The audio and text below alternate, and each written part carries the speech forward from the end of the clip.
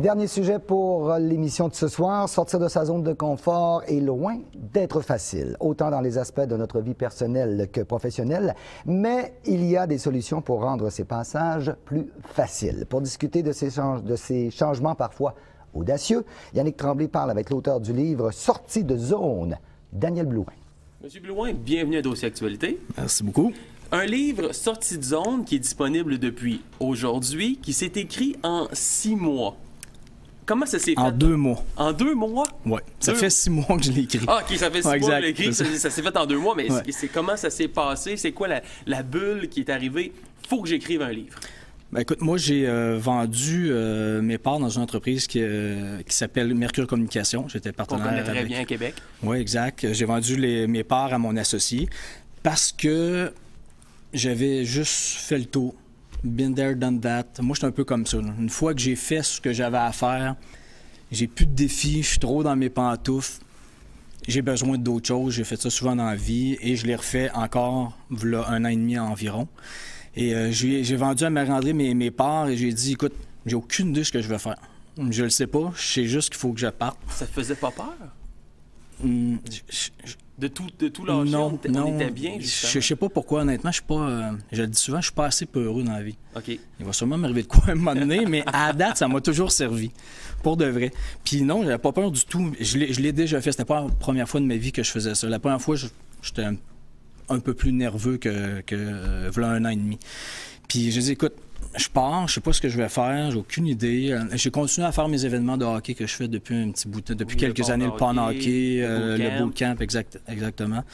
Et, mais pour le reste, je veux dire, je me lançais pas dans les événements de hockey. Ça, je le savais. Je continuais à faire ce que j'avais déjà parce que c'était mes bébés, puis ça me tentait, puis je continuais, c'est tout. Mais pour le reste, j'avais aucune idée. Puis j'ai fait plein de petits job-ins. J'étais ouvert à n'importe quoi. Là. Honnêtement, là, pour de vrai, là, j'ai été pas souffleur, mais comment on appelle ça? Signaleur dans des tempêtes de neige pour la ville de Québec. Pour de vrai après. Même moi, ça me faisait rire. J'étais au volant du pick-up. Puis je ne pouvais pas croire que j'étais en train de déneiger les rues de la ville de Québec. Mais je trouvais ça fantastique. Ça, c'est mon genre un peu. Là. De me mettre dans des situations où on ne m'attend pas du tout. Juste pour le fun de le faire. Honnêtement, on ne m'aurait pas payé, puis je l'aurais fait pareil. Puis, un moment donné, j'ai comme eu une bulle. C'est au mois d'avril dernier, donc environ à peu près 6 mois.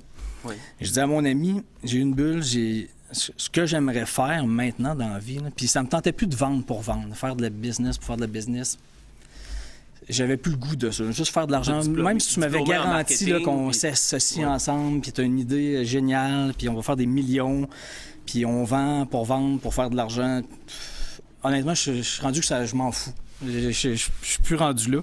J'avais le goût de quoi un peu plus humanitaire. Je sais pas. J'ai même pensé, est-ce que je m'en vais dans des causes humanitaires? Je vais-tu, je sais pas, pour une fondation? J'avais aucune idée, mais je m'alignais un peu vers ça. Puis à un moment donné, j'ai eu une bulle, je dis à mon ami, c'est ça que je vais faire. Moi, ce qui me fait triper, ce qui m'allume dans la vie, c'est ceux qui n'ont pas peur, qui prennent des risques, puis qui sont sur le bord du précipice, puis ils se demandent, je me tire-tu ou je me tire pas? Puis, je veux être le petit coup de pied en arrière, le petit coup de pouce qui fait que tu as l'étincelle, que tu dis « Go, je le fais, là, il arrivera ce qui arrivera, mais je saute en bas de l'avion, j'espère juste qu'il y ait un parachute. » Parce que moi, à chaque fois que je partais, que je quittais ce que je faisais avant pour me lancer, sortir de ma zone de confort, j'avais jamais de parachute. J'avais jamais de plan B. Je me lançais, puis... Parce que ça a été ça le résultat pour votre premier emploi à Montréal, pour travailler pour une maison de disques, ça a été ça. Vous êtes lancé, puis go, puis arrivera ce qui arrivera, puis vous avez décroché la job de vos rêves. Mais je peux donner 2 exemples exacts. Ça a 23 ans. Ça faisait quelques mois que j'étais à Québec. J'avais étudié en marketing. Je voulais travailler dans le show business, être producteur de disques, mais j'étais à Québec, puis je m'étais juré que j'irais pas à Montréal. Je voulais rien savoir d'aller à Montréal. Puis à un moment donné, ma blonde, elle me dit... Sérieux, pourquoi tu déménagerais pas à Montréal? Puis là, je me souviens, c'était un jeudi soir dans le sous-sol de mes parents, sur le divan, puis je dis, ouais. Là, ça a allumé, je dis, c'est ça. Fait que dès le lendemain matin, j'étais dans mon Ariesca noir. Je sais pas si ça dit quoi, les Ariesca, une vieille Ariesca, là. Ouais, elle dit quoi, hein? Donc, c'est pas un char de luxe. Puis j'avais mon oreiller, j'avais du linge, puis mon ordinateur. Je partais à Montréal, je déménageais, j'avais une connaissance à Montréal. Je déménageais à Montréal, j'avais aucune idée où est-ce que j'allais coucher le soir même, puis encore moins pour les soirs qui allaient suivre. Mais c'était décidé, je déménageais à Montréal. Puis rendu à Montréal, j'ai appelé le seul gars que je connaissais qui vivait à Montréal. Puis j'ai dit, Jean-Denis, je suis déménagé à Montréal. T'as-tu une place pour coucher? Il m'a dit, non. OK. Peux-tu m'aider à trouver une place pour coucher? J'ai pas de place pour coucher à soir. Il dit, tu me niaises-tu? Non, je te niaise pas. Là, je suis déménagé à Montréal. Fait qu'il m'a aidé à aller dans des universités. Dans le temps, Internet, là, c'était quasi inexistant. On n'allait pas sur Internet pour se trouver des colocs. Les ordinateurs, ça ne va pas être un portable que tu avais, là. Non, c'était la grosse patente, là. Elle était sur mon banc en arrière, je me souviens de ça. Puis on est allé dans les lobbies d'université, puis on cherchait dans les babillards, là, ceux qui avaient besoin de colocs, puis on avait trouvé personne. Mon chum a eu la gentillesse de m'héberger ce soir-là.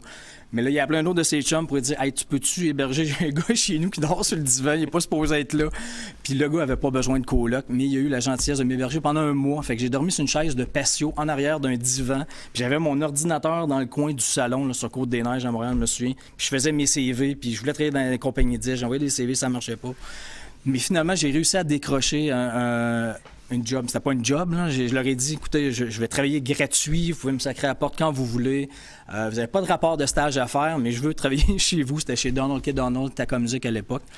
Puis ça a tombé que quand je suis arrivé, bien, j'ai commencé à produire Kevin Parent, France d'amour, Marie-Chantal Toupin, Annie Brocoli. Ça a été une période fantastique. Un de celui derrière la fameuse publicité de Marie-Chantal Toupin. Là, exact, ouais, longue histoire. Ouais. Ça, je vous dis merci. Ça me fait plaisir. Là.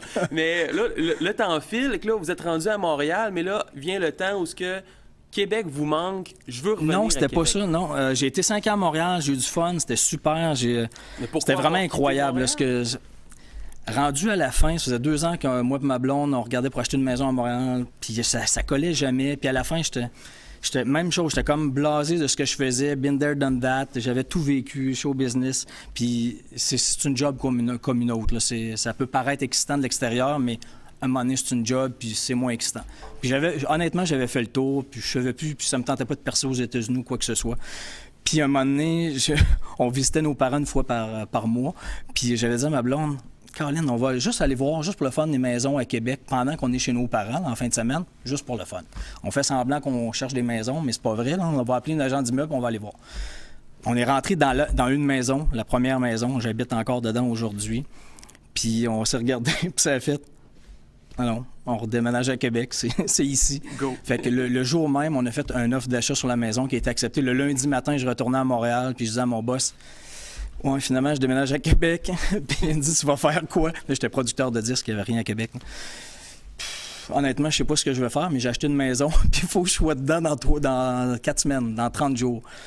Puis c'est comme ça que j'avais un enfant. Les deux ont lâché nos jobs, pas de chômage, pas rien. J'étais producteur de disques, 0 emploi comme producteur de disques à Québec. Puis finalement, ça s'est avéré être une des meilleures décisions que je pouvais pas prendre à l'époque. Premièrement, l'industrie du disque s'est mise à chuter, pas parce que je suis parti de Montréal, mais à cause d'Internet. Et j'ai créé la compagnie avec Marie-André, Mercure Communication. Ça a été 12 excellentes années, très belles années que j'aurais pas pu prévoir faire si j'étais resté à Montréal à l'époque. Honnêtement, à chaque fois, j'ai seulement suivi mon instinct, mon pif, qui me disait « Non, c'est ici, il n'y a aucune logique. » Il y avait zéro logique. Si tu m'avais donné tous les bons arguments rationnels, là, c'est sûr que je restais à Montréal. J'avais aucun rapport de déménager à Québec, mais en bout de ligne, ça s'est avéré être la meilleure décision d'affaires, de vie, de tout. On parle de tout ça dans votre livre qui est disponible. Et de bien d'autres choses. Et de bien d'autres choses, des conseils également. Et on traite aussi d'un sujet, l'opinion des autres, qui peut jouer beaucoup pour nous influencer. Des fois, on vous aimerait changer de travail, autant au niveau personnel, professionnel. L'opinion des autres, c'est quand même très important, mais il ne faut pas nécessairement le suivre si on veut poursuivre. Il y en a plein d'obstacles. Je te dirais, le premier qui revient souvent, c'est l'insécurité financière. Moi, à l'époque, là, comme je te dis, on lâchait les deux nos jobs. Je venais d'acheter une maison, j'avais un bébé, némite, puis décès, 3 enfants, j'avais tout ce qu'il ne fallait pas avoir côté financier pour faire le move. Mais c'est un des gros freins majeurs pour la plupart des gens, la sécurité financière. Deuxième, oui, l'opinion des autres. Je me souviens, moi, à chaque fois que j'ai fait ces moves-là, mon père, à chaque fois, il me dit... Quand je suis redéménagé à Québec, mon père m'avait dit « Non, mais sérieux, Daniel, tu vas faire quoi à Québec? T'es producteur de disques, il n'y a rien ici. » Puis il avait totalement raison. Là. Puis moi, je me souviens, là, j'ai dit « Écoute, je déménage à Québec, ça, c'est la première affaire, puis que le reste, il faut que ça suive. Au pire, je vais vendre la drogue, là, puis Ça durera le temps que ça dure, je sais pas. Mais le pire, je faisais des jokes, mais j'étais quand même un peu sérieux. À la limite, je l'aurais fait.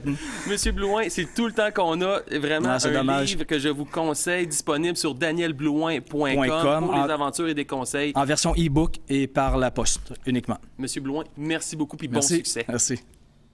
Quelle histoire! Voilà ce qui complète l'émission Dossier Actualité pour cette semaine. Au nom de toute l'équipe, on vous dit un gros merci. On se reparle mercredi prochain, 20h30, pour une autre émission de Dossier Actualité.